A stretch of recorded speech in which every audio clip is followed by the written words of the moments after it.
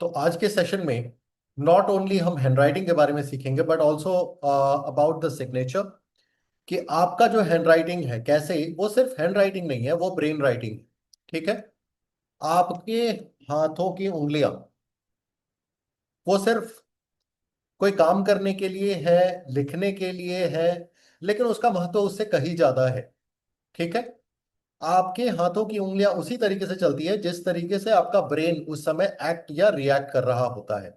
So this subject is more of a subject of psychology, okay, than anything else. तो आज हम वही चीजें सीखने की कोशिश करेंगे, समझने की कोशिश करेंगे, एंड आई होप कि आज के सेशन के एंड होते होते आपको बहुत कुछ नया समझने को मिलेगा, सीखने को मिलेगा।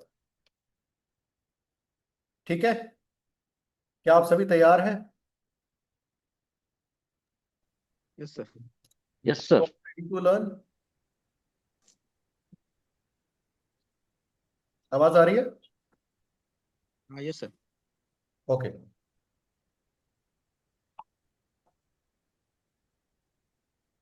तो चलिए आज का हम सेशन स्टार्ट करते हैं।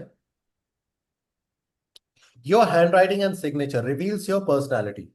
आपकी जो हैंड राइटिंग है या सिग्नेचर है, खास करके हैंड राइटिंग की अगर हम बात करें, ठीक है, तो आपके पर्सनालिटी के बारे में बहुत कुछ बताता है कि आप कौन है, कैसे हैं। आपका जो सिग्नेचर है, देखिए, जो नॉर्मल जिस तरीके से आप लिखते हैं, आपका सिग्नेचर ठीक उस तरीके से होता नहीं है। ठीक है। सिग्नेचर में आप कुछ और ही बनाने की कोशिश करते हैं या थोड़ा आड़ा टेढ़ा लिखने की कोशिश करते हैं।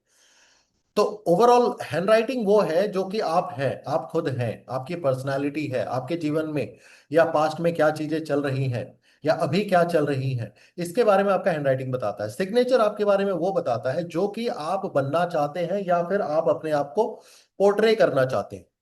ठीक है। राइट। क्यों? दोनों में डिफरेंस क्यों है? क्योंकि आप जिस तरीके से आप लिखते हैं, नॉर्मल कोई चीज लिखते हैं, आप सिग्नेचर उस तरीके से नहीं करते, थोड़ा आड़ा टेढ़ा करने की कोशिश करते हैं। इसका मतलब क्या है कि आप थोड़ा अलग दिखने की कोशिश करते हैं। ठीक है।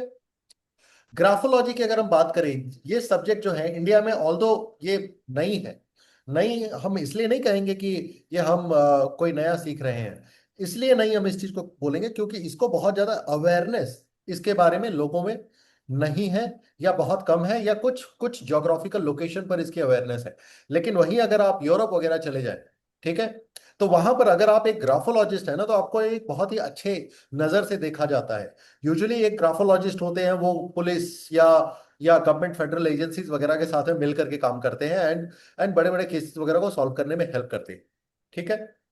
और ये एक, जैसे मैंने बताया, साइकोलॉजी का भी सब्जेक्ट है, तो वह अपने आप में इसका इसके अपने ट्रेट्स हैं। इसके थ्रू आप बहुत सारे लाइफ के प्रॉब्लम्स को सॉल्व कर सकते हैं, सिर्फ और सिर्फ हैंडराइटिंग में कुछ चीजें बदल करके। और वो कैसे होगी, वो हम कुछ चीजें आज के सेशन में सीखने की या समझने की हम कोशिश करेंगे। सो ग्राफोलॉजी ओवरऑल है क्या? ये आपके पर्सनालिटी के बारे में बताता है। ठीक है।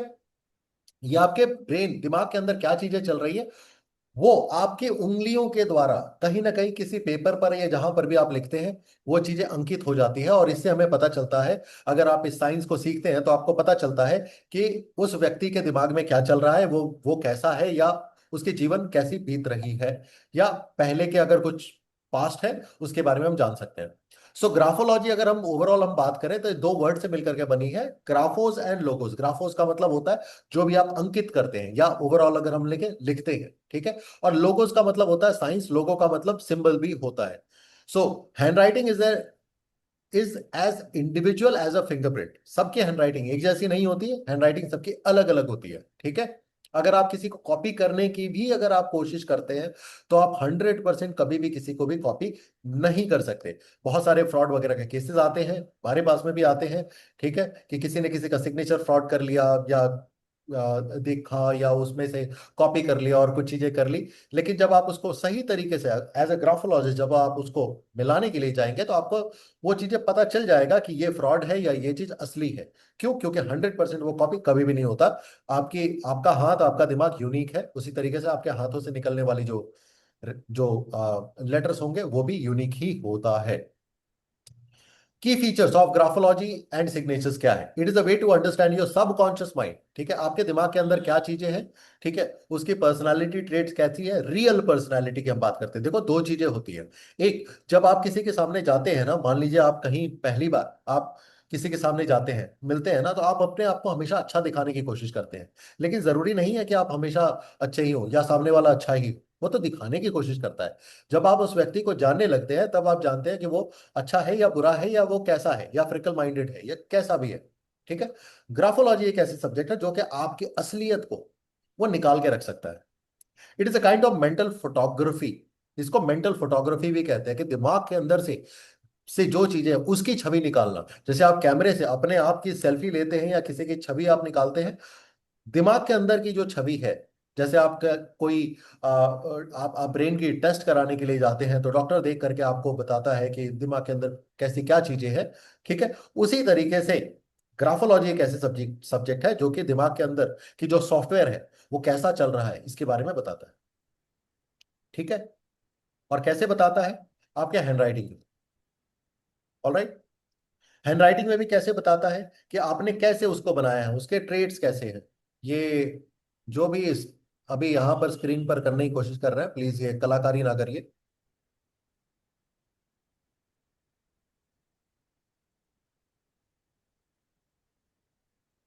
और जो लोग भी सेशन में अभी हैं, आप सभी से एक ही रिक्वेस्ट है, वीडियो ऑन करके बैठिए अगर आप सीखने के लिए आए हैं। तो मैं भी यही चीज को अप्रिशिएट करूंगा, अगर आप लोग वीडियो ऑन करके आप अटेंटिव हैं तो मुझे भी अच्छा लगेगा। ठीक है। और अगर आप अटेंटिव नहीं है तो फिर आप जो भी काम कर रहे हैं वो ही कर लें। ठीक है। आगे अगर हम बात करें इस सब्जेक्ट के बारे में, तो हैंडराइटिंग देखो आपके बारे में क्या बता सकता है। ठीक है। हैंडराइटिंग आपके बारे में क्या बता सकता है? So it is a proven fact that only 15 to 20% of the brain cells are active when you speak. जब आप बातें करते हैं ना, जैसे मैं अभी बोल रहा हूं, तो 15 to 20% काम करता है। ठीक है, ब्रेन सेल्स। राइट। वेरएज जब आप किसी चीज को लिखते हैं, तब आपका 85 to 90% आपका ब्रेन सेल्स उस समय काम कर रहा होता है, भले ही आप कहीं से देख करके क्यों ना लिख रहे हैं। ठीक है, तब पर भी ब्रेन का एक अच्छा खासा हिस्सा इस्तेमाल होता है। Hence graphology is the best way to understand your personality deeply. क्या चीजें हम बता सकते हैं ग्राफोलॉजी के थ्रू, या फिर हैंडराइटिंग के थ्रू हम किसी के बारे में क्या बता सकते हैं? उसके फिजिकल एंड इमोशनल केमिस्ट्री के बारे में, उसके स्ट्रेंथ एंड वीकनेसेस उसका क्या है, लाइकिंग डिसलाइकिंग्स क्या है, वो पर्सन कॉन्फिडेंट है या नहीं है उसके बारे में हम जान सकते हैं। ठीक है। कोई अगर लाइफ में उसके साथ में कोई इंसिडेंट हुआ है पास्ट में या प्रेजेंट में, या कुछ चीजें हो रही है, उसके बारे में हम जान सकते हैं। उसके अंदर में एक अच्छी लीडरशिप क्वालिटी है या नहीं है, वो जान सकते हैं। ठीक है। Ability to plan and organise, वो कैसा है व्यक्ति, अपने आप कोई प्लान कर पाता है, कोई एक्शन ले पाता है, कैसा क्या कर पाता है, उसके बारे में हम जान सकते हैं। उसकी कॉन्सेंट्रेशन लेवल कैसी है। ठीक है। And ability to manage finances, not only finances, health, wealth, financial, even the personal relationship, sexual relationship etcetera, ये सभी चीजें जानी जा सकती है। सो हैंड राइटिंग, अब कोई कोई इंसान ये बोल सकता है कि सर आज के समय हम लिखते ही कितना है। ठीक है। आज के समय तो हम लिखते ही कितना है, so that's where the problem lies. आप आज के समय में ज्यादा लिखते नहीं है, यही कारण है कि आप आज के समय में सोचते कम है।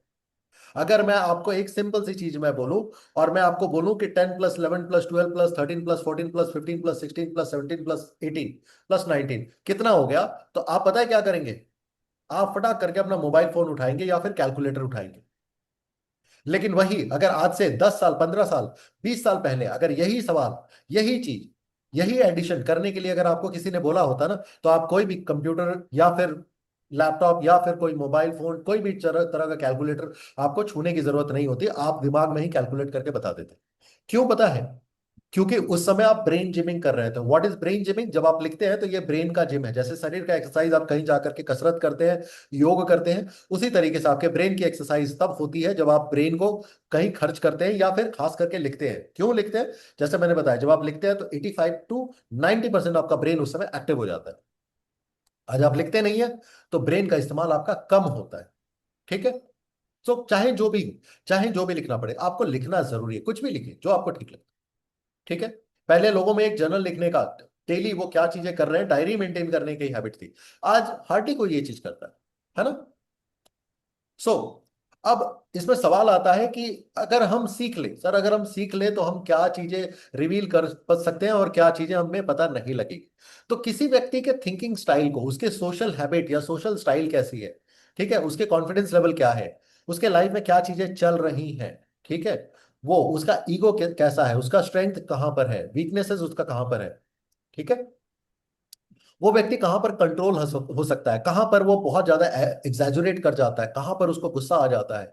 ठीक है, कहाँ उसको जाना पसंद है, कैसे व्यक्ति उसको पसंद है। ठीक है, उसके फियर्स, उसके कॉन्फिडेंस लेवल, ये सारी चीजें हम उसके बारे में जान सकते हैं, खास करके उसके पास्ट के बारे में एंड उसके प्रेजेंट लाइफ में जो चीजें चल रही है। क्या चीजें नहीं जानी जा सकती है, उसका एज क्या है। हालांकि एज भी मोटा मोटा हम थोड़ा सा अंदाजा लगा सकते हैं, लेकिन ओवरऑल नहीं। उसका जेंडर क्या है। ठीक है, फ्यूचर को हम प्रेडिक्ट नहीं कर सकते हैं हैंडराइटिंग के थ्रू। उसका रिलीजन क्या है, ओके, और कौन से हाथ से वो लिख रहा है, राइट हैंड या लेफ्ट हैंड, इसके बारे में हम बता नहीं सकते हैं। बाकी उसके पास्ट एंड प्रेजेंट में क्या चीजें चल रही है उसको हम जान सकते हैं। और याद रखिए, हैंड राइटिंग जो है वो सिर्फ एक ग्राफोलॉजी, वो कोई कहने की चीज सिर्फ नहीं है, ये अपने आप में एक थेरेपी है। ठीक है, अगर किसी के लाइफ में किसी भी तरह की प्रॉब्लम चल रही है, उसके हैंड राइटिंग को सही तरीके से गाइडेंस करके कुछ कुछ, देखिए, अल्फाबेट जब होते हैं, ठीक है, 26 अल्फाबेट्स, हर एक अल्फाबेट किसी ना किसी ट्रेट को रिप्रेजेंट करता है। जैसे अगर आपने ऑकल्ट सीखा होगा, न्यूमरोलॉजी सीखी है, तो आपने समझा है कि हर एक लेटर किसी न किसी प्लेनेट को रिप्रेजेंट करता है। उसी तरीके से हर एक लेटर साइकोलॉजी के भाषा में किसी ना किसी पर्सनालिटी ट्रेट्स को रिप्रेजेंट करता है। और कैसे करता है, जब आप लिखते हैं, ठीक है, तो आपका हैंड अप एंड डाउन किसी तरह का एक रचना बना रहा होता है ना, एक पर्टिकुलर तरह की सिंबल बना रही होती है। जब वो चीजें बन रहा होता है ना, तो आपके हाथ से, ठीक है, एक पैटर्न बनता है। इसका मतलब आपके हाथ भी एक तरह का एक्सरसाइज। नहीं, जहाँ पे शादी का फंक्शन था वहीं था, हॉल तो वही था। अपने आप को म्यूट कर लीजिए, और अगर आप है, कर रही हैं, मैंने क्या कर दिया? सभी लोगों से एक ही रिक्वेस्ट है, अपने वीडियो को ऑन रखिए और अपने आप को म्यूट रखिए। ऐसे किसी के यहाँ से आवाज आती है तो आप ही का नुकसान होता है, क्योंकि मैं जो फ्लो में चीजें चीजें बोल रहा हूँ वो चीजें छूट जाती हैं। तो क्या मैं बता रहा था, देखो ऐसा ही होता है।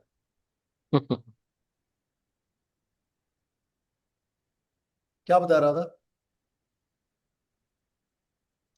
सर बताया ना क्या बता रहा था। मैं भी भूल गया। सर क्या क्या हम जान सकते हैं, क्या क्या नहीं जान सकते? हाँ, नहीं, लास्ट में मैंने क्या वर्ड यूज किया था,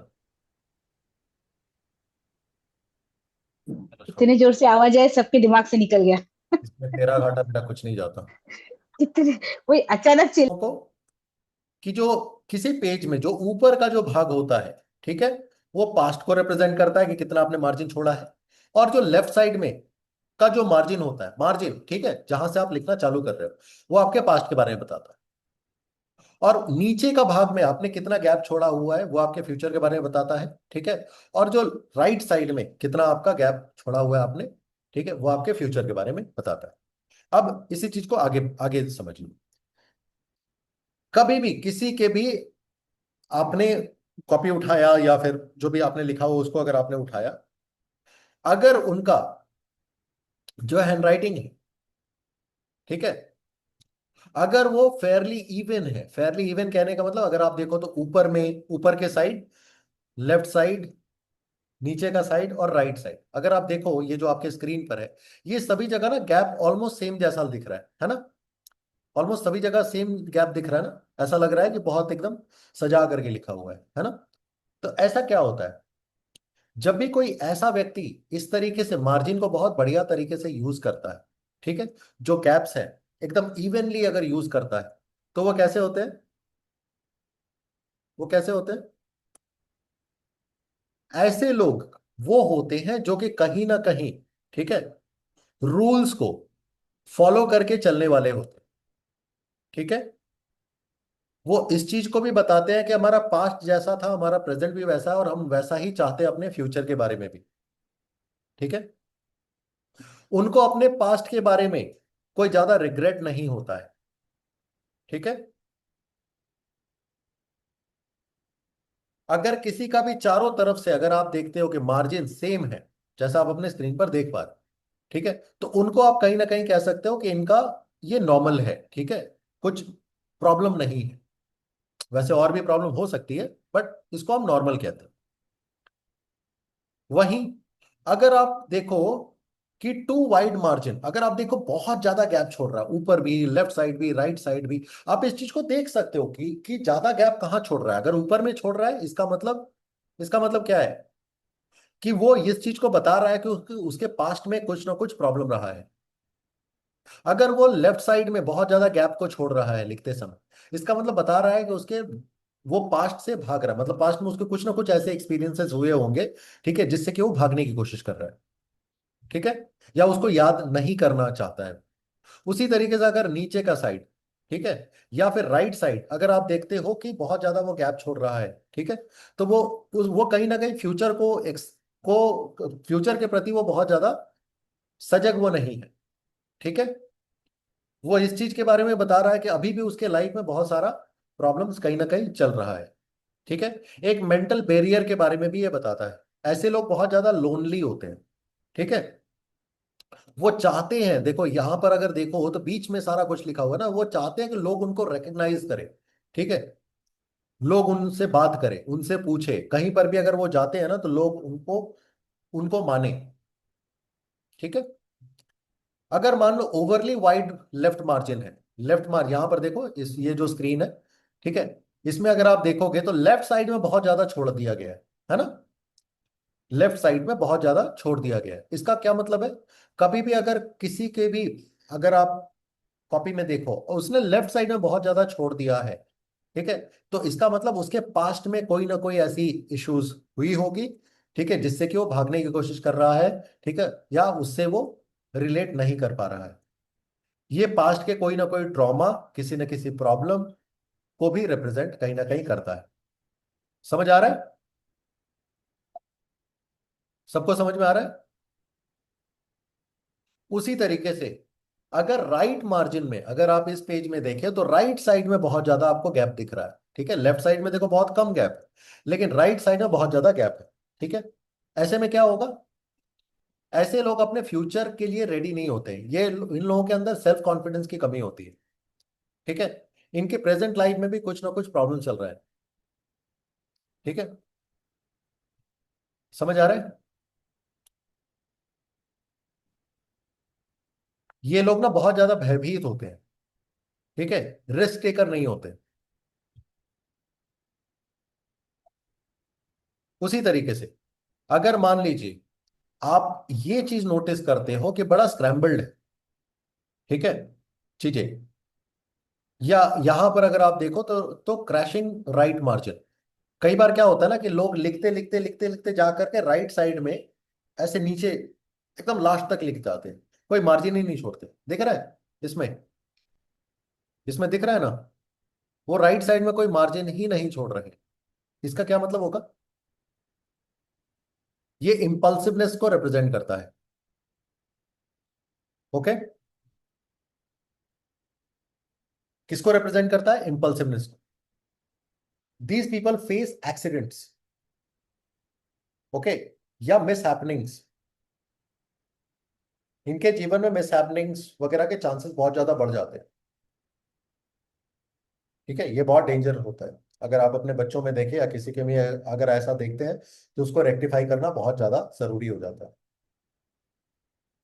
wide left margin as it descends, अगर आप यहां पर देखें तो ऊपर से जब वो लिखना चालू किया उसने, ठीक है, तो ऊपर में जब लिखना चालू किया तब तो ठीक था, और जैसे जैसे नीचे लिखता हुआ जा रहा है तो ये बहुत वाइड हो जा रहा है, दिख रहा है।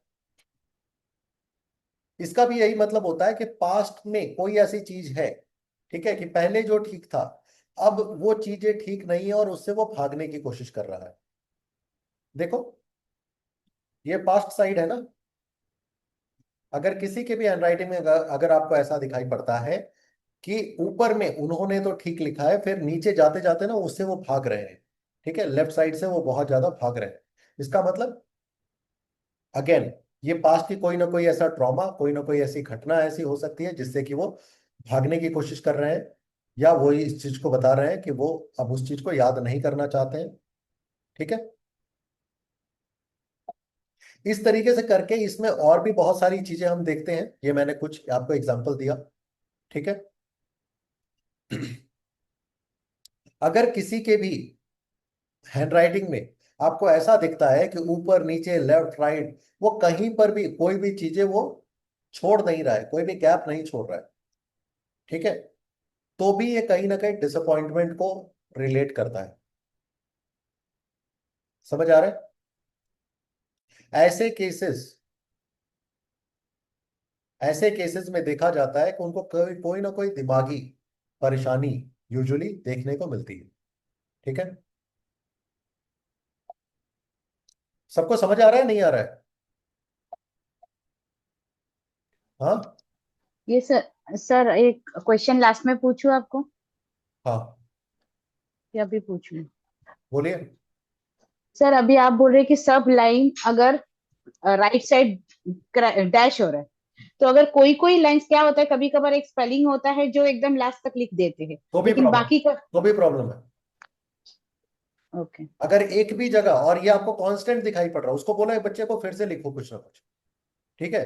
फिर जब वो बच्चा लिख रहा है, फिर कोई ना कोई जगह पर आपको डैश दिखाई पड़ रहा है, वो आपको बता रहा है, वो ओके, इंडिकेट कर रहा है कि ऐसे कोई नहीं कि प्रॉब्लम। सब होना नहीं चाहिए, एक भी हुआ वैसे तो हाँ, भी वो है। अगर कांस्टेंट एक वीक देखो, कभी एक्सीडेंटली हो सकता है, ठीक है। अभी अगर मैं आपको आपको ना एक चीज मैं बताता हूँ, कभी करके देख लेना इस चीज को। आप ना एक A4 साइज कॉपी लिखना और उसमें एक लव लेटर लिखना, ठीक है, हम्म, टू द यूनिवर्स, ठीक है, जिसको भी, या जो मर्जी लिख लेना, ठीक है। हम्म, उसके बाद एक काम करना, जाना मार्केट में घूम के आना या दौड़ करके आना, ठीक है, हम्म, या किसी की शादी वादी हो रही होगी ना, उसमें डांस करके आना, ठीक है। और फिर आकर के वापस में लिखना, आप देखना दोनों में बहुत जमीन आसमान का अंतर आ जाएगा। कभी करके देख लें। Sir why. वही तो मैं समझाने की कोशिश कर रहा हूँ। अभी जब मैं अपने ऑफिस में बैठा हूं, आपको मैं समझा रहा हूँ, कोई चीज लिखा रहा हूँ, तो माई मेंटल स्टेट इज हाँ, तो वो की स्टिक तरह, करेगा, वैसे ही घोड़े की लिखना तरह, है। ठीक है। ओके। हम्म। वो अभी एक जन को मैंने कैसे मैंने बाहर कर दिया, बिकॉज दैट वाज न्यूसेंस, है ना, ओके। डिस्टर्बेंस, हम्म। आप लोगों को डिस्टर्बेंस क्रिएट हो रहा था, हम्म। राइट। तो सबको फोकस चाहिए क्योंकि ये सब्जेक्टिव ऐसा है कि वहां पर फोकस ज्यादा चाहिए, राइट। यस। अब अगर मान लीजिए कि मैं जाऊं और 4-5 मैं ऐसे ऐसे इधर उधर मैं दौड़ भाग करके आऊं, हम्म। ठीक है, तो हम्म। क्या होगा, मेरा माइंड अलग तरीके से काम करना चालू कर देगा, मेरी बॉडी अलग तरीके से काम करना चालू, ओके। ठीक है। ओके, सब कुछ और लिखेगा और हाँ, पैटर्न अलग हो जाएगा। अगर मान लो, हाँ, अब हम्म। उसमें भी कोई चीज, अगर मान लो कि कोई हंसी मजाक करके आ रहे हो, ठीक है, हम्म। डांस वगैरह करके, मतलब मस्ती में आ रहे हो, ठीक है, तब आपका हम्म। हैंडराइटिंग जो होगा ना वो अच्छा होगा, उसमें वो खुशी दिखेगी। जब आप इस सब्जेक्ट को ओके। सीख लोगे तो पता चलेगा, ठीक है। लेकिन वही अगर मान लो किसी के से झगड़ा करके आ रहे हो, हाँ, ठीक तो है, वो एकदम फास्ट हो जाता है, ठीक है, फैक्ट है। हाँ, हाँ। तो फास्ट हो जाएगा, आप देखोगे उसमें बड़ा, मतलब, वो एग्रेशन, हाँ, वो गुस्सा, वो फिर जो हाँ, लंबे लेटर्स है उसको और लंबे हो जाते हैं। नॉट ओनली दैट, वो लंबा हो जाएगा। आप जब वो अपने पेज को ऐसे पलट करके जब आप देखोगे ना, तो आप देखो क्राफ्टिंग दिखेगा, जैसे लगेगा ना कि हाँ, बड़ा करके लिखा हो, द एग्जैक्टली ठीक है। एग्जैक्टली, हाँ। वो हाँ। एंगर वहां पर दिखता है। कभी भी किसी हम्म। के भी बच्चे में, या फिर आप आपके पास में अगर कोई कॉपी हो किसी बच्चे की अपनी खुद की, ठीक है, उसके पन्ने को पलटो, जहां पर लिखा हुआ है उसके पन्ने को पलटो और हाथ से ना हल्का हल्का ऐसे टच करो, ठीक है। अगर आपको बहुत ज्यादा, मतलब उसमें गड़ा हुआ दिखाई पड़ रहा है, ठीक है, या दूसरे वाले पेज में उसका छवि आ चुका है, इम्प्रेशन आ रहा है। इंप्रेशन आ रहा है, तो याद रखो उस बच्चे के अंदर में हिडन एंगर है या अग्रेशन है। एंगर है या अग्रेशन, सर लेकिन आजकल तो पेपर भी इतने पतले आते हैं सर। Doesn't matter. इतने तो भी आपको क्या एकदम पेड़ पर थोड़ी ना लिखना है, जैसे ओके, पेपर पहले आते थे उसी तरीके तो का। सर फिर कौन से वाले स्टेट पे बच्चे लिखे तब हम लोग चेक करें? कुछ नहीं, ऐसे ऐसे आराम से उसको कभी भी बोला काम करो ये चीज लिखो, लिख सिंपल। के दो। ओके। हाँ, वो सिर्फ आप गॉट इट। एक स्टेट में थोड़ी ना चेक करोगे। आप देखो जब बच्चा स्कूल से आ रहा है तो वो कैसा रिएक्ट कर रहा है, ठीक है, जब वो नॉर्मल खेल कूद करके आ रहा है तो कैसा रिएक्ट कर रहा है। सी, द थिंग इज कि आपके बच्चे ना आपसे बहुत कम बातें कर पाते हैं, you know why, because of उनको डर होता है। आपके बच्चे आपसे बहुत कुछ छुपाते हैं, ठीक है, बिकॉज उनको डर होता है। और ये सभी, ऑलमोस्ट सभी बच्चों के अंदर में ये चीज तो या तो डर तो नहीं होगा, मे बी है, टाइम। 100% डर है। मैं आपको कहता हूँ इंडियन सोसाइटी में ये प्रॉब्लम है, ठीक है। It is not about about you or somebody, ये I Indian got it society sir. की मैं बात कर रहा हूँ, ठीक है। कि वो एक हिडन वो फियर वो रहता है बच्चों में। ठीक है, आप अपने ही बचपन को याद कर लो। हाँ सर, अपना एज तो लाइक अलग ही था सर, वो वॉट डर एवर, रहता था। राइट। तो वो सभी यस सर। चीजें वो शेयर नहीं कर पाते हैं आपके साथ, तो वो आपको चीजें वो दिखेगा। ठीक है, जब आप उसके हैंडराइटिंग को जब आप चेक करोगे, ये सभी चीजों को चेक करोगे ना, because this is a subject of psychology. ठीक है, इसका ऑकल्ट वगैरह से कोई मतलब नहीं है यहाँ पर। हम ऐसे हम प्रिडिक्शन नहीं कर रहे हैं। ठीक है, we are actually seeing things. आपने कभी इस चीज को किसी मूवी में देखा होगा, कई सारे मूवीज में पहले के, कि क्या होता था कि एक जेलर ना जा करके किसी कैदी को बोलता था कि तुम अपनी माँ को चिट्ठी लिखो। ठीक है, एक पेपर ले जाके देता था या चिट्ठी ले जाके देता, अपनी माँ को लेटर लिखो या अपनी बीवी को लेटर लिखो, और वो लेटर लिखता था। ठीक है, आपको क्या लगता था कि वो जेलर इतना दयालु है? ये ना एक ट्रिक यूज किया जाता था और आज भी किया जाता है। जब कोई एक क्रिमिनल किसी चीज को एक्सेप्ट नहीं करता है और उस चीज का वो जब पुलिस पता नहीं लगा पाते हैं ना, ठीक है, तो sometimes they use this trick, तो उससे कुछ लिखवा करके लेके आओ, और वो लेकर के जाते हैं ग्राफोलॉजिस्ट के पास, हमारे ऐसे लोगों के पास। ठीक है, और फिर चेक करवाते हैं कि आप बताइए कि आपको क्या लगता है, what do you think when we check. तो हम एक मोटा मोटा हम अंदाजा लगाते हैं कि ये इसका माइंड इस तरीके से काम करता है, ये ऐसा कर सकता है या नहीं कर सकता है। नहीं हम कर सकते। कंक्लूजन नहीं बता सकते ऑब्वियसली, ठीक है, लेकिन हम एक मोटा मोटा ये तो बता सकते हैं कि उसके दिमाग में क्या चीजें चल रहा है, या वो कर सकता है, उसका वो ऐसा ट्रेट है या नहीं। समझ आ रहा है? And that is why I said कि यूरोप वगैरह में अगर आप देखोगे ना, यूरोप हो, अमेरिकन कंट्रीज में हो, ठीक, पैरा तुलज। तो जो फेडरल एजेंसीज होती है ना, उनके साथ में ग्राफोलॉजिस्ट मिल के काम करते हैं। नॉट ओनली दैट, यहां पर भी काम करते हैं अपने भारत में, खास करके होमिसाइड वगैरह के जो केसेस होते हैं, जो सुसाइडल केसेस होते हैं, वहां पर बहुत ज्यादा वो काम करते हैं। In my life, I mean, I can probably say that, इतने सालों की मैं बात कर रहा हूं जब से मैंने सीखा इन सभी चीजों को। ठीक है, 5 बार ऐसा हो चुका है अभी तक। ठीक है, जब मैंने पहले से ही प्रिडिक्ट किया था कि ये बच्चा जो है, ठीक है, वो सुसाइडल है, या कोई ना कोई ऐसी अटेम्प्ट वो कर सकता है। ठीक है, और उसमें से वैसा ही कुछ ना कुछ अटेम्प्ट हुआ, बट फॉर्चुनेटली बच गए बच्चे। ठीक है, एक तो खुद मेरे घर के सामने वो रहा करती थी, मतलब वो लोग हमारे मतलब फैमिली के काफी क्लोज थे। ठीक है, जब मैं नया नया सीख रहा था ना, नया नया की मैं बात कर रहा हूँ, तब मैंने उसके माँ को बोला था, because they were very much close to us. तो मैंने बताया था कि इसको आप लोग ना बड़ा ध्यान से रखिएगा, और एक दिन पता चला, मैं इनफैक्ट उस दिन मैं घर पर ही था। ठीक है, वो टंकी पर चढ़ गई थी धर्मेंद्र बनने। शोले देखा है ना मौसी जी, वो भी वो चढ़ गई थी टंकी पर। फिर किसी ने आकर के बोला, तो फिर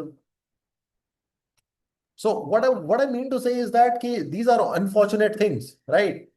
sir if it is really use for ये डिटेक्शन, तो ये स्कूल में तो कंपलसरी होना चाहिए। कितने This cases should Bombay be में होते हैं sir? compulsory, but the problem is that Bombay so में far, कितने केसेस होते हैं बच्चे के suicidal cases sir? yes, 9th-10th but के। the unfortunate part is that so far the government of India has not recognized it. This is where not the problem recognise. lies. और इसलिए हमारे और आपके जैसे लोग जो इस सब्जेक्ट को जानते हैं या सीखने की कोशिश कर रहे हैं, आई ऑलवेज अप्रिशिएट, ठीक है, कि आप सीखिए और कुछ तो कंट्रीब्यूट करिए जितना हो सकता है।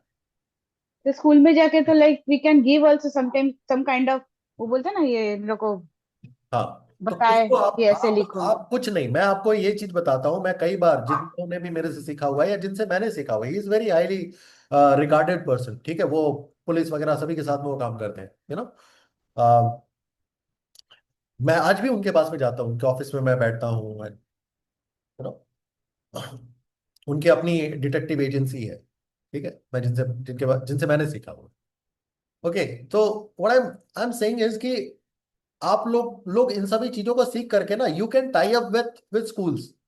ठीक है, और आप उनको बोलो कि सर हम एक ना फ्री वर्कशॉप देते हैं बच्चों फ्री वर्कशॉप, ट्रू सर। को, फ्री वर्कशॉप। ठीक है, और गिव अ सबसे फ्री लिखवाना। वर्कशॉप, देखो बच्चों।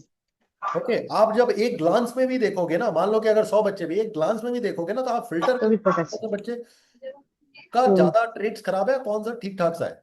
ठीक है, and then you can work it out, you can speak, you can tie up with the schools कि हम इन सब रूल्स। को ठीक करा सकते हैं।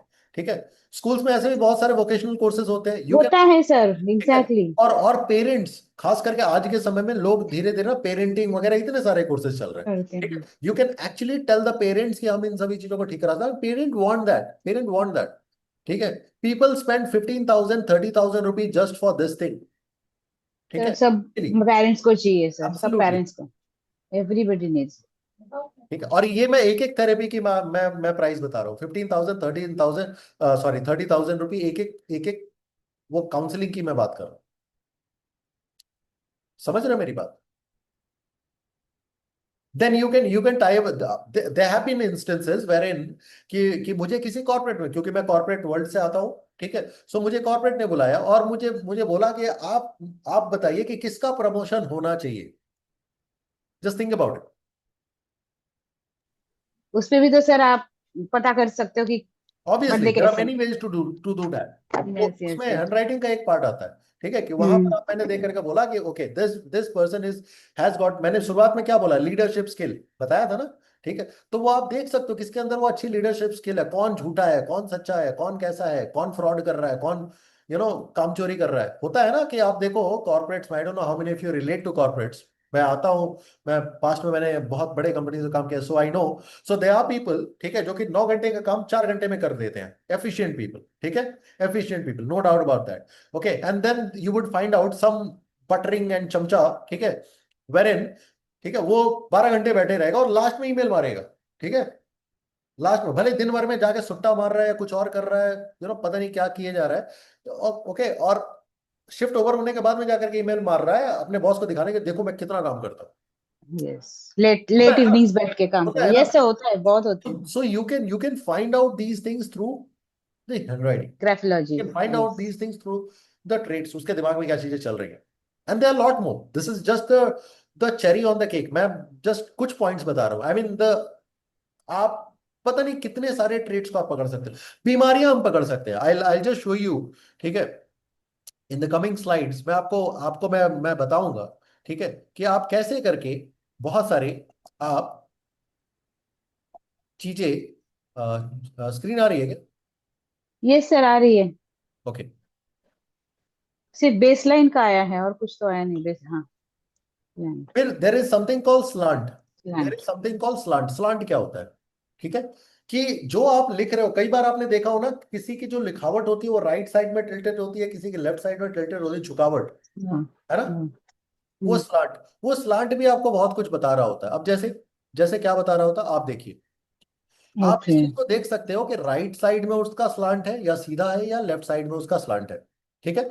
राइट साइड में अगर किसी का भी स्लांट अगर होता है, ठीक है, झुकावट अगर राइट साइड की तरफ में होती है, ठीक है, वो बताता है कि वो फ्यूचर के प्रति बहुत ज्यादा सजग है, वो हमेशा फ्यूचर की तरफ में वो देख रहा है। ठीक है। और अगर किसी का स्लांट लेफ्ट साइड में ना, इसका मतलब ये है कि पास्ट के किसी ट्रॉमा को लेकर के वो बैठा हुआ है। ठीक है। पास्ट की कुछ ऐसी घटनाएं उसके साथ में हुई है जिससे कि वो उबर नहीं पा रहा है, वो पास्ट से अपना निकल नहीं पा रहा है। ठीक है। पास्ट की कुछ भी हो सकती है, कुछ भी हो सकती है, जिसको कि आप पता कर सकते हो चाहो तो।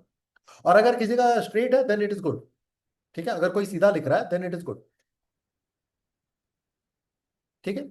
फिर आता है एक साइज का। अगर आप बहुत सारे लोगों में देखो कि वो बहुत बड़ा लिखते हैं, बहुत लोग छोटा लिखते हैं। बड़ा लिखने का मतलब है वो अपनी पर्सनालिटी को दिखाने की कोशिश कर रहे हैं कि I am the king, kind of. ठीक है। वो अपने आप को बताने की कोशिश कर रहा है। और अगर एक्स्ट्रा लार्ज लिख रहे हैं तो याद रखो वो लोग शो ऑफ करते हैं। लेकिन अगर कोई बहुत छोटा लिख रहा है ना, तो याद रखो वो बहुत सारे राज को छुपाए हुए हैं, या वो नहीं चाहता है कि उसके बारे में वो किसी को बताए, या फिर वो बहुत सारे, या आप उसको कह सकते हैं कि वो व्यक्ति या वो बच्चा बहुत ज्यादा सैचुरेटेड है, due to whatever reason, due to whatever reason. समझ आया? तो उस बच्चे को काउंसलिंग की जरूरत है। और कोई बच्चा बहुत बड़ा भी लिख रहा है ना, बच्चा हो बड़ा हो कोई भी, ठीक है, तो उसको भी ना दो थप्पड़ मार के बोलना चाहिए, तू ना थोड़ा शो ऑफ कम कर। समझ आ रहा है? वो शो ऑफ ज्यादा करेगा क्योंकि जरूरत से ज्यादा बड़ा लिख रहा है ना। कुछ लोगों का आपने देखा होगा। पेन का प्रेशर, थोड़ी देर पहले मैंने बताया ना। आप देखो कई बार क्या होता है ना कि लिखते समय your ink starts to bleed. Bleed कहने का मतलब उसमें ग्रेटिफिकेशन दिखाई पड़ता है, कहीं कहीं पर दिखाई पड़ेगा ना, इंक बहुत ज्यादा पड़ा हुआ है। ठीक है। ये ना हेल्थ इश्यूज को जन्म देता है। समझ आ रहा है? ठीक है। ये धीरे धीरे वो बताता है कि उसके अंदर कोई ना कोई इमोशनल इम्बैलेंसेस है, ट्रॉमास है, या फिर उसके ऊपर बहुत ज्यादा प्रेशर है किसी चीज का। ठीक है। और वो धीरे धीरे करके वो किसी बीमारी को भी जन्म देता है। छोटे बच्चों में तो कम होता है, लेकिन जो थोड़े मतलब आपकी तरह हो जाते हैं उनमें वो बीमारी को भी कोई ना कोई रिप्रेजेंट कर सकता है। Page usage. ठीक है। where we place our text can also hint at our state of mind। ठीक है। ग्रेविटेटिंग टुवर्ड्स द लेफ्ट, जो मैंने बताया था पहले, left of a blank page signals your thoughts are stuck in the past. मतलब जो मैंने पहले बताया ना कि अगर बहुत पास्ट की तरफ से लिखना चालू कर रहा है, इसका मतलब है कि वो पास्ट की किसी ना किसी प्रॉब्लम्स में वो स्टक है, या पास्ट में कोई ऐसी घटना है जिसमें कि वो स्टक है, उससे निकल नहीं पा रहा है। ठीक है। और बहुत ज्यादा फ्यूचर की तरफ में जा रहा है। ठीक है। देन दैट मीन्स कई बार ऐसा भी हो सकता है, अगर आप उसने गैप छोड़ दिया लेफ्ट साइड में, ठीक है, तो इसका मतलब पास्ट से भाग रहा है और फ्यूचर में वो जाना चाह रहा है। मतलब फ्यूचर की चीज जा। Does it apply for the kids also? अरे किसी का भी, बच्चे, क्या किसी का भी। लेकिन उनका फिर पास्ट क्या है सर? वो क्या क्या पास्ट क्या है? पिछले? आपका बच्चा क्या जन्म लेते ही लिखना चालू कर दिया क्या? होगा ना, 4 5 10 साल का तो होगा ना। हाँ, तो इस अच्छा, 4 5 10 उसके 10 पहले साल का। में ही कोई ना उसके कोई ऐसी चीज है। अब अगर मान लो कि आपका बच्चा है, वो बोलता है कि मैं रोहित शर्मा बनूंगा, आप बोलोगे नहीं मुझे विराट कोहली पसंद है, तुमको विराट कोहली ही बनना पड़ेगा। अब वो लेकर सर, के वो दिमाग में बैठा हुआ है। यस। ठीक है। अच्छा, that is also true, okay. It can be anything. You are asking your kid not to have sweets और लेट्स से चॉकलेट्स। बच्चों को थोड़ी ना उतना दिमाग है, उनका विकास थोड़ी ना, वो तो किसी भी बात को लेकर के बैठ जाए। तो वो पास्ट का, ओके ओके। वो तो किसी भी बात को लेकर के बैठ जाए। आपने ही मोबाइल का आदत आदत धराया हुआ, अब मैंने आपको डांट लगाया तो आप बोलोगे कि नहीं नहीं मोबाइल नहीं देखना है, बस। अब वो गुस्सा हो गए, या उनके अंदर में वो चलेगा, अब तो मम्मी देखने नहीं देती है, दीदी को तो कुछ बोलती नहीं है। वही कंप्लेन होते हैं Understand दोनों what I'm बच्चों saying? का। ठीक है। True. So you have to, as a parent, you have to create that balance. It is you. You cannot tell your kid. ठीक है। और अगर आपको कहीं पर अगर टफ होना पड़े ना, तो you have to be that tough. ठीक है। टफनेस कहने का मतलब मारने से और पीटने से नहीं होता। टफनेस कहने का मतलब you have to show that. ठीक है। whether it is you are a mother and you have to tell your husband, or you are a husband, you have to tell your wife, doesn't matter. If it is for the future of your kid, then go for it. You have to. You have to। If और parenting में ये चीज जरूरी होती है कि एक जन सख्त हो एक जन नरम हो। Both can not be that hard and both can not be soft. ठीक है। नहीं समझ में आता ये चीज है, पेरेंटिंग का कहीं से कोर्स कर लीजिए, काउंसलिंग लीजिए, आपको समझ में आएगा। आप बोलोगे अरे हम तो, हमारे बच्चे तो बड़े हो चुके हैं, हम तो बाप है माँ है, तो हो गए तो क्या हुआ? अगर इतना ही सब कुछ आपको पता होता तो प्रॉब्लम क्यों फेस कर रहे होते? समझ रहे हो मेरी बात? So if necessary, nothing like it, take counselling. Okay. और डू सम कोर्स या पेरेंटिंग का कोर्स करो। समझ आया मेरी बात? सबको समझ आ रहा है? मजा आ रहा है? सबको मजा आ रहा है? Truly interesting subject sir. मजा आ रहा है तो लिखो मजा, और मजा नहीं आ रहा है तो लिखो सजा। लिखो। देखो कितनों को मजा आ रहा है, कितनों को मजा नहीं आ रहा है, और जितने भूत बन के बैठे हैं अपने चेहरे को, सुंदर से मुखड़े को छुपा करके, आप लोग भी लिखो। जो लोग ना वीडियो नहीं ऑन करते वो मेरे लिए भूत होते हैं। सर आपके लैंग्वेज में केतु बोलते हो ना? केतु तो फिर भी ठीक है।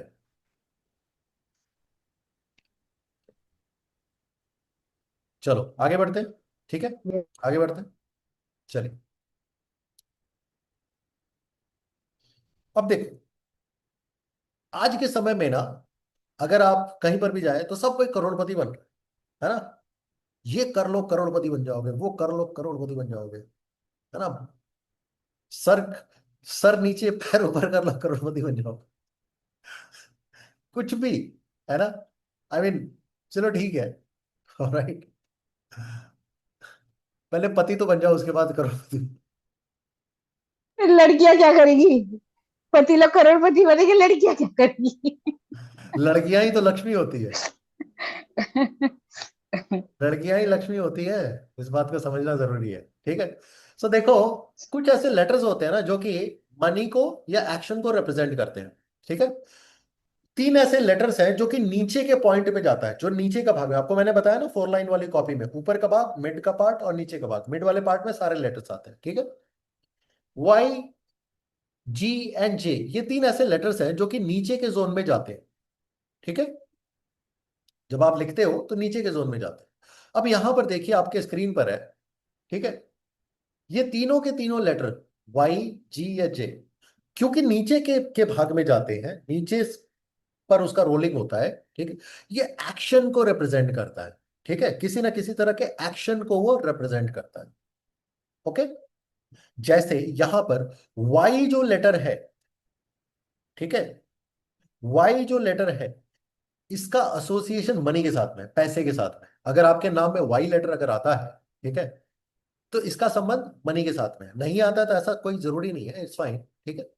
लेकिन अब देखो, अगर आपने वाई लेटर बनाते समय, जब आप लिख रहे हो वाई, ठीक है, और आपने सिर्फ ऐसे करके छोड़ दिया, कुछ लोग होते हैं ना, ऐसे करके छोड़ दिया, या उन्होंने ऐसे करके छोड़ दिया, इसका मतलब क्या है? आप मनी से रिलेटेड अपॉर्चुनिटी को छोड़ रहे हो, ठीक है। आप मनी से रिलेटेड अपॉर्चुनिटी को छोड़ रहे हो। So there is something called money back. जब आप वाई लेटर बनाते हो ना, सो मेक श्योर ये वाई लेटर को ऐसा पूरा बनाओ। ये अंदर में ये जो पार्ट है ना, ये जो पार्ट है, ठीक है, this is the money bag. ये वाला जो पार्ट है ना, ये मनी बैग है। समझ आ रहा है? वाई लेटर कभी भी अगर आप लिखोगे तो ये ऐसे करके पूरा, ये पीछे तक लेकर के। समझ आया मेरी बात? सबको समझ आ रहा है? हैंड राइटिंग के कुछ सीक्रेट्स, जैसे ई लेटर है। अब आप देखो यहां पर ध्यान से कि कैसे मैंने जब बताया कि आपके हैंड राइटिंग आपके लाइफ के हर एक एस्पेक्ट के बारे में बता सकती है, मेजर, ठीक है। अब यहां पर देखो, अगर कोई ई लेटर लिखते समय, यहां पर ध्यान देना, ठीक है। जैसे ये ई लेटर लिखा हुआ है, और आगे चल करके इसने एकदम जैसे एकदम नुकीला ऐसे बना दिया, दिख रहा है? यहां पर मोटा है, यहां पर नुकीला है। इसको क्लब स्ट्रोक कहते हैं, ठीक है। दिख रहा है ये? यहां पर देखो मोटा है, और यहां पर आते आते एकदम पतला हो गया और बहुत ज्यादा आगे तक लेके गया। ये बताता है उसके लाइफ में किसी पर्टिकुलर तरह के हेल्थ इश्यूज को, ठीक है। वो क्या हेल्थ इश्यूज है, ये सब हम कोर्स में सीखते हैं, ठीक है। यहां पर देखो, ये जो सेकंड पॉइंट में ई लेटर है, ये ठीक है। लेकिन यहां पर जो लिखा हुआ है इसने, ये हेल्थ इश्यू को रिप्रेजेंट कर रहा है। समझ आया? उसी तरीके से यहां पर देखिए, बहुत लोगों का आदत है कि बी लेटर जब लिखते हैं ना, तो वो उल्टा लिखते हैं, वो ना ऐसे करके लिखते हैं, ऐसे करके और फिर ऐसे करके लिखते हैं। और बहुत सारे लोग ऐसे करके लिखते हैं, है ना? ठीक है। So this one is fine, but this one is big no no. समझ आ रहा है? अगर बी लेटर लिखते समय, बी लेटर लिखते समय नीचे की तरफ से ऐसे अगर गैप आ जा रहा है, ठीक है, तो उस व्यक्ति को जा करके आप पूछिए कि उसको क्या हार्ट से रिलेटेड कोई संबंधित दिक्कत है, उसका क्या कोई कार्डियक इशू है, ठीक है। और अगर कोई बच्चा है अभी, या फिर कोई जवान है अभी, एकदम यंग है, ठीक है, तो उसको वो इशू अभी अगर नहीं भी है, तो आगे चल करके अगर वो ऐसा करके लिख रहा है तो वो आ जाएगा, एज दे ग्रो वो इशू आ जाएगा। क्या मेरी बात समझ आई? हाँ, मेरी बात समझ आ रही है? Yes sir. तो आप इस चीज को किसी से, यस सर। सर अगर लेकिन ऊपर से लेके आ रहा है और नीचे गैप ना छोड़े, बनाए ऊपर से ही लेकिन गैप ना छोड़े। क्या? अगर बनाते ऐसे ही हैं, ऊपर हाँ, से लेके आते हैं और ऊपर से बनाते हैं लेकिन नीचे गैप ना छोड़े, पूरा जोड़ दे, तब भी सेम होगा। नहीं जोड़ दे तो कोई प्रॉब्लम नहीं है, गैप छोड़ते हैं तो प्रॉब्लम है। सर कर्सिव राइटिंग में बी तो ऊपर गैप छूटता ही है। हाँ, कर्सिव में जो बी होती है वैसे होता है ना कि ऊपर तो गैप ही है। यहां पर हम नीचे के बारे में बात कर रहे हैं, नीचे जो गैप आपको दिखाई पड़ रहा है। अच्छा। आप ऊपर में कहाँ स्टक है? मैं नीचे के बारे में। नहीं, कोई कोई ऐसे ये नॉर्मली हम लोग बोलते हैं इसको, जो नॉर्मल अल्फाबेट्स जो कर्सिव वाले होते हैं उन लोग ये अल्फाबेट्स यूज नहीं करते हैं। अरे वो अलग चीज है ना, कर्सिव कैसे लिखते हैं वो अलग छोड़ो, जो लिखते हैं मैं उसकी बात कर रहा हूँ। ओके।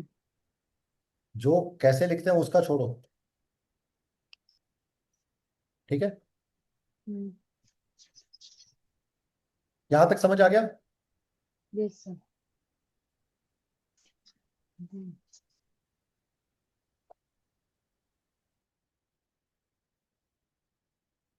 चलो।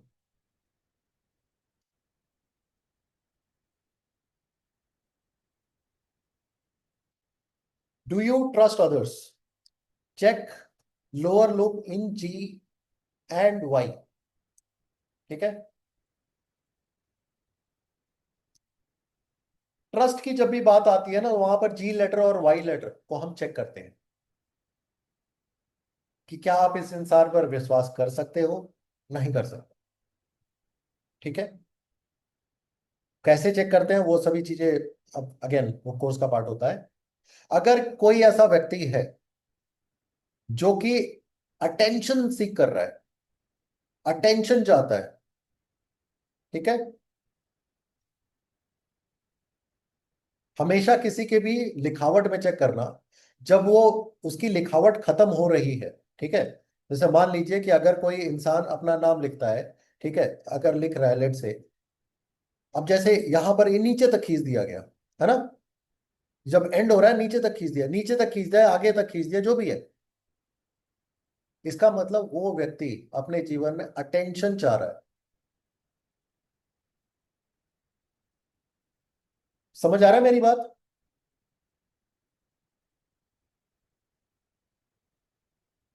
सबको समझ में आया? अगर कोई व्यक्ति इम्पेशेंट है, ठीक है, इम्पेशेंट, बहुत जल्दी इम्पेशेंट हो जाता है, तो वहां पर हम टी लेटर को चेक करते हैं। टी लेटर की बनावट को हम राइट साइड में हम चेक करते हैं। वो कैसे चेक करते हैं वो सभी चीजें अगेन। इसके अलावा लो सेल्फ कॉन्फिडेंस या एस्टीम या सेल्फ डाउट, किसी को अगर सेल्फ डाउट रहता है तो भी उस व्यक्ति के लिखावट में हम टी लेटर को चेक करते हैं कि टी लेटर वो कैसे बना रहा है, ठीक है, खास करके ऑन द लोअर साइड। समझ आया मेरी बात? तो याद रखो किसी के भी हैंडराइटिंग में लेटर्स, अलग अलग लेटर्स अलग अलग ट्रेट्स को बताते हैं और वो बहुत कुछ आपको समझाते हैं, ठीक है। उन लेटर्स को अगर वो सही नहीं है, ठीक है, उसको ठीक करके, जैसे मैंने जी लेटर वाई लेटर के बारे में मैंने बताया कि वो एक्शन को रिप्रेजेंट करता है। अगर कोई उसका लूप नहीं बनाता है तो उनका एक्शन हमेशा अधूरा रहता है, ठीक है। वो प्रॉमिस तो कर देंगे लेकिन हो सकता है करेंगे नहीं, तो उसके लिए हमें क्या करना पड़ेगा, क्या करना पड़ेगा, उस लोग को कंप्लीट करना पड़ेगा। तो ऐसे व्यक्तियों को आपको प्रैक्टिस कराना होगा, उनको बोलना होगा कि रोज वाई लेटर या जी लेटर जो भी है, जो भी रेलेवेंट लेटर होगा उसको बार बार लिखो, ठीक है। एक कॉपी ले लो, वो बार बार बार बार वो ऐसे करके बनाओ, जो आप उसको गाइड करो। समझ आई मेरी बात? अब हम थोड़ा सा सिग्नेचर के बारे में देख लें। आपका सिग्नेचर किस चीज को रिप्रेजेंट करता है? आपका सिग्नेचर रिप्रेजेंट करता है कि आप, अच्छा, हैंडराइटिंग किस चीज को रिप्रेजेंट करता है? जैसे मैंने पहले बताया था, हैंडराइटिंग बताता है कि आप कौन हो, ठीक है, आपकी पर्सनैलिटी कैसी है। सिग्नेचर बताता है आप कैसा अपने आप को दिखाना चाहते हो, ठीक है, कैसा आप अपने आप को दिखाना चाहते हो वो आपका सिग्नेचर बताता है। यूजुअली किसी का हैंडराइटिंग और सिग्नेचर में वेरिएंस होता है, ठीक है। आप जैसे लिखते हो सिग्नेचर वैसे नहीं करते, सिग्नेचर थोड़ा सा अलग करने की कोशिश करते हैं। इसका मतलब ये है कि आप अपने आप को थोड़ा अलग दिखाना चाहते हो लोगों को। समझ आया? जैसे रतन टाटा के यहाँ पर सिग्नेचर आपके स्क्रीन के सामने है। रतन टाटा के सिग्नेचर में अगर आप देखो तो ये जो सिग्नेचर है ये पूरा स्ट्रेट आपको दिखाई पड़ रहा है, एकदम सीधा लिखा हुआ है।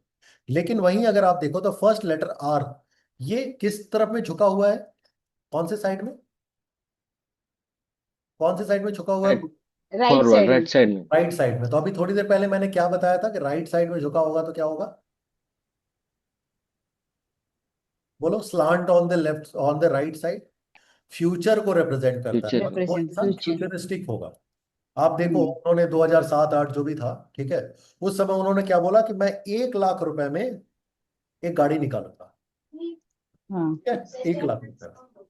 अब ऐसा तो कोई विजनरी इंसान ही सोच सकता है ना। ठीक है, हम्म। ये उनके सिग्नेचर से देखो पता चलता है। वो अग्रेसिव, ऐसा देखो, लॉस हुआ प्रॉफिट हुआ अलग बात है, लेकिन वो इंसान निकाल तो दिया ना। ठीक है। यस। अगर आप इसी चीज में देखो, जो मैंने आपको थोड़ी देर पहले टी लेटर के बारे में मैंने बताया था, रतन में देखो टी लेटर जो है, ये जो इन्होंने टी बनाया है, ठीक है, ये जो टी जो है वो छोटा है, ऊपर में बार काफी ऊपर में जा रहा है। ठीक है, मतलब टी को कट नहीं कर रहा है, ये जो बार है, दिख रहा है यहाँ पे, ये देखो यहाँ पे RAT, ये जो बार है ये उसको कट नहीं कर रहा है, बार काफी ऊपर है। कभी भी टी लेटर लिखते समय अगर आपका बार जितना ऊपर होगा ना, ये उतना ज्यादा आपको ड्रीमर, विजनरी, गोल ओरिएंटेड बना देता है। ठीक है। हाँ, बहुत ज्यादा अगर आप ऊपर करोगे जैसे रतन टाटा ने किया हुआ है, तो ये आपको ओवरली एम्बिशियस बना देगा। खैर, रतन टाटा इतने बड़े व्यक्ति थे, उनके लिए ठीक था। ठीक है, लेकिन अगर आप वैसा करोगे तो वो आपको नुकसान भी कर सकता है, क्योंकि आप बहुत ज्यादा रिस्क लेने लो। सिंपल सी चीज, समझ आई मेरी बात? ठीक है। उसके बाद में अगर आप यहां पर देखें, रतन, वो जे लिखते थे ना, ठीक है, ये यहां पर देखो, ये इन्होंने ये जो है, ये काफी नीचे तक इस स्ट्रोक को वो लेकर के आए, बेस लाइन से नीचे है ना। बेस लाइन इसको कहते हैं, जिस लाइन पर लिखा हुआ है। लाइन नहीं है, but you just imagine a line. ये किस चीज को बताता है? ये उनके डिटर्मिनेशन के बारे में बताता है। ठीक है। लास्ट में अगर आप देखो, टाटा जब वो लिख रहा है तो ए लेटर तो बहुत पहले खत्म हो जाता, लेकिन जबरदस्ती इन्होंने और आगे तक ए लेटर को खींचा है, दिख रहा है ना ये? हाँ, ये बहुत आगे तक खींचा हुआ है, किस चीज को बताता है? अभी तो मैंने बताया किस चीज को बताता है। अगर एक्शन को।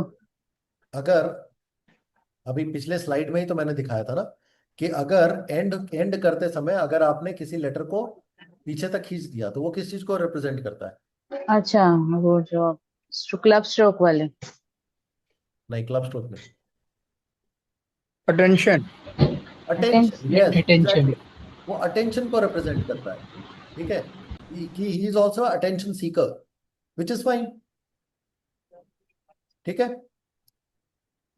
जितने भी बिलियनर्स हैं वो तो अटेंशन चाहेंगे ना, ऑब्वियस सी बात है। ओके। ठीक है, एक दूसरा एग्जांपल देख लेते हैं हम। दूसरा एग्जांपल देखें, ये देखो सचिन तेंदुलकर का है। अब यहां पर देखिए, वो सचिन नहीं लिखते हैं, दिख रहा है? सचिन नहीं है, सिर्फ तेंदुलकर लिखा हुआ है ना। ये यहां पर वो एस लेटर बनाने की कोशिश कर रहा है, एस तेंदुलकर, और वो एक साथ में लिख रहा है। कभी भी कोई भी व्यक्ति अगर अपने फर्स्ट नेम को पूरा नहीं लिख रहा है सिग्नेचर करते समय, ठीक है, और सिर्फ सर नेम का इस्तेमाल कर रहा है, तो याद रखो, उसके लिए उसकी फैमिली सबसे बड़ी प्रायोरिटी है, और वो खुद नहीं। ऐसे लोग अपनी फैमिली के लिए अपने आप को भी कुर्बान कर देते हैं। वो कहते हैं ना कि हमारी फैमिली का नाक का सवाल है। ठीक है, तो ये वो वैसे लोग होते हैं। और अगर कोई अपने सरनेम को नहीं लिखता है, ठीक है, और सिर्फ अपने नाम को ही लिखता है, तो याद रखो उसके लिए उसकी फैमिली मैटर ज्यादा नहीं करती है। वो अपने आप को पहले प्रायोरिटी देगा, फैमिली उसके बाद सेकेंडरी। ठीक है, समझ आ गया? तो यूजुअली आपको क्या फैमिली नेम नेम लिखना चाहिए या फर्स्ट नेम लिखना चाहिए? आपको दोनों ही लिखना चाहिए, because when you write down your family name, you are actually telling that you need family support. और हर किसी को फैमिली के सपोर्ट की तो जरूरत पड़ती ही है ना? है कि नहीं? फिर सचिन तेंदुलकर के सिग्नेचर में अगर आप देखें, तो रतन टाटा में नीचे कोई लाइन नहीं था, इसमें वो लाइन है। ठीक है, इस लाइन को ना ऑकल्ट की भाषा में बोले तो इसको मंगल भी कहते हैं, वो सपोर्ट क्रिएट करता है। ठीक है, ये एक सपोर्ट क्रिएट करता है। लाइन नीचे नहीं जाना चाहिए, लाइन अगर आप देखें तो ये थोड़ा सा ना ऊपर की तरफ में स्लांट है। ठीक है, ये इंसान के रिस्क को थोड़ा सा कम करता है। समझ आ रहा है?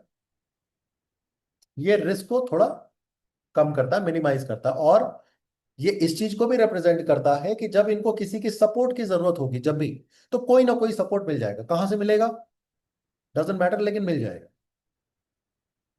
समझ आया मेरी बात? हाँ, यहां पर देखो, साइना नेहवाल, जानते हैं, स्पोर्ट्स पर्सनालिटी अगेन। ठीक है, इनके सिग्नेचर में अगर आप देखें ध्यान से, ये एस लेटर को देखिए, इनके जो एस लेटर है, ठीक है, ये जो एस लेटर इन्होंने बनाया हुआ है, ये राइट साइड में टिल्टेड है ना? देखो ध्यान से, ये राइट साइड में टिल्टेड है। ग्राफोलॉजी में एस लेटर जो है वो मनी को भी रिप्रेजेंट करता है। ठीक है, अगर आप उसको सही तरीके से बनाएंगे। यहां पर ओ लेटर को देख, सॉरी, आई को देखिए, आई में ना कुछ लोग डॉट देते हैं और बहुत सारे लोग ऐसे होते हैं जो एक गोला बनाते हैं। ठीक है, कभी भी अगर आप आई लेटर लिखते समय अगर आप गोला बना रहे हो, ठीक है, तो याद रखो आप बताते हो कि आपके अंदर बहुत ज्यादा विजन है, आपकी सोच बहुत ज्यादा है। ठीक है, आप या तो बहुत ज्यादा सोचते हो। अगर आपका काम ही सोचने वाला है तब तो ठीक है, लेकिन अगर आपका काम सोचने वाला नहीं है, आप एक हाउसवाइफ हो, घर में बैठे रहोगे, तो ऐसी हाउसवाइफ जो कि अगर ऐसा गोला बनाए, ठीक है, पता है क्या होगा? क्या होगा सोचो? वो जरूरत से ज्यादा सोचेगी और बात का बतंगड़ बनेगा, and then you know what happens, है ना, इन डोमेस्टिक लाइफ। समझ आ रहा है? ये सिर्फ महिलाओं के लिए नहीं, किसी के लिए भी वही चीज हो।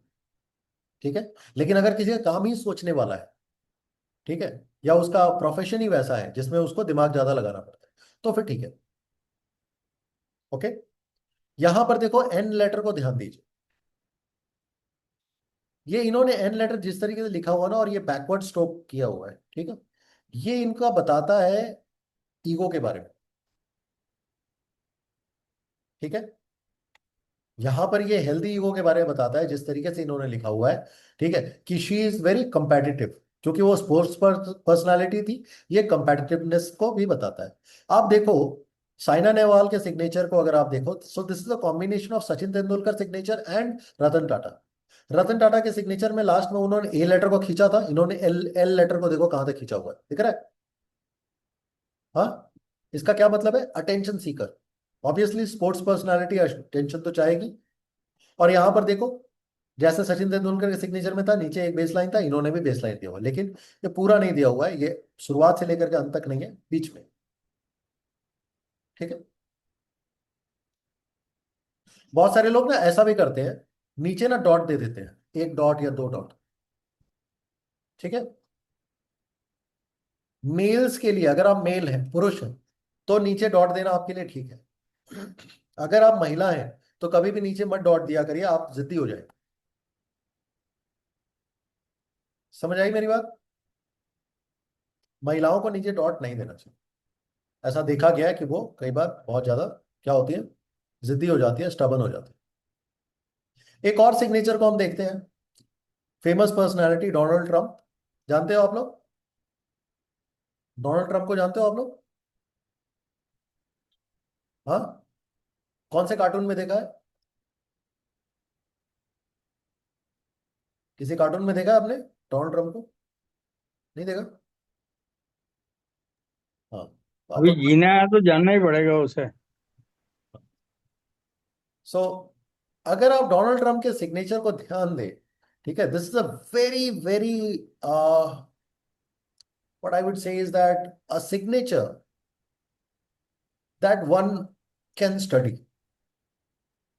अगर आप इसको ध्यान दो, अगर यहां पर तो हम एक बेसिक सा सेशन करा रहे हैं, अदरवाइज इस सिग्नेचर को ना बहुत ध्यान से एनालाइज किया जा सकता है। आप देखो इसने क्या किया हुआ है, इसने ऐसा सिग्नेचर किया हुआ है जैसा लग रहा है स्निकोमीटर है ना? वो स्निकोमीटर टाइप लग रहा है ना? Up and down, up and down, up and down, up and down, up and down, लग रहा है ना? ये पता है, ये बहुत ज्यादा स्ट्रेस को रिप्रेजेंट करता है। ये बताता है कि वो इंसान बहुत ज्यादा शार्प है, बहुत ज्यादा शार्प। वो अपने मतलब के लिए वो कुछ भी कर जाएगा। उसके लिए कोई दोस्त दोस्त नहीं है, कोई दुश्मन दुश्मन नहीं है। And that's how Donald Trump is, है ना? एक तरफ मोदी को बोलता है कि इज माय फ्रेंड, और दूसरी तरफ एडवांटेज भी लेता है। एक तरफ किसी दूसरे राष्ट्रपति को बोलता है कि इज माय एनिमी, और उसके पीछे से पैसा भी देता है। ना, he is a television personality, मतलब मैं प्रेसिडेंट बनने से पहले की बात करूं, ठीक है? वो मीडिया में रह चुका है, वो इंसान बॉक्सिंग कर चुका है, वो इंसान he is a business tycoon, ठीक है? तो एक बिजनेस टाइकून के लिए ऐसा शार्प होना, विच इज फाइन। लेकिन ये इस चीज को बता भी रहा है कि उसके लाइफ में बहुत ज्यादा स्ट्रेस है, और कभी भी किसी के भी सिग्नेचर में अगर आप इस लेवल का स्ट्रेस देखोगे ना, तो उसके लाइफ में हमेशा कंट्रोवर्सी बनी रहती है, ठीक है? उसके लाइफ में हमेशा स्ट्रेस लेवल बना रहता है, ठीक है? और ये अगर देखो तो शार्पनेस किस में होती है? छुरे में, है ना? छुरे में शार्पनेस होती है, इसका मतलब ये है, ठीक है, कि उसका रेजर शार्प ऐसा, उसकी पर्सनालिटी तो होती है, बट ऐसी चीजों को अट्रैक्ट भी करता है। और देखो उसके तरफ हमले हो चुके हैं प्रेसिडेंशियल इलेक्शन में, इसके पहले भी हो चुका है, मतलब जब वो प्रेसिडेंट नहीं था तब पर भी हो चुका है उसके पास्ट में, ठीक है? आप इस चीज को नोट करिए कि ये इंसान बोलने से पहले सोचता नहीं है, कुछ भी बोल जाता है। अगर आप इंटरनेशनल मीडिया फॉलो करते हो, and if you listen to this person, ठीक है, वो कुछ भी बोल जाता है और फिर अपने बातों से पलट जाता है, ठीक है? ये चीज इसके सिग्नेचर में भी दिखता है, वो कैसे वो, हम काफी चीजें हम स्टडी कर सकते हैं इसके बारे में। लास्ट में देखो, जब वो डोनाल्ड ट्रंप वो चीजें लिख रहा है, ठीक है, ये लास्ट में इसका एक बैकवर्ड स्ट्रोक है, दिख रहा है? ये इस चीज को भी बताता है ना कि जब इसका अंत होगा तो अच्छा नहीं होगा। मतलब जब वो हो सकता है प्रेसिडेंशियल इलेक्शन से हट जाए, या जो भी है, जब इसका अंतिम समय आएगा, ठीक है, so this may not be good. और वैसे भी उसकी जो उम्र है, आई थिंक 80 के ऊपर ही है। समझ आ रहा है?